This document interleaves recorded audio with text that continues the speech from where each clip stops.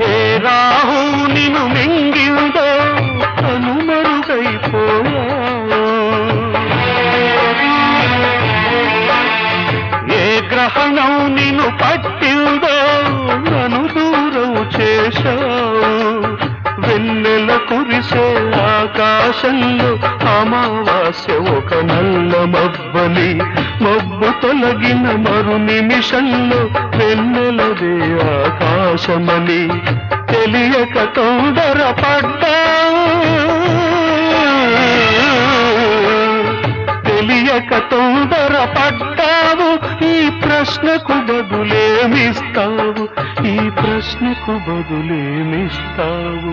ఒకసారి నువ్వు రావాలి, ఒక మాట నే చెప్పాలి, నీతో మాట చెప్పిపోవాలి.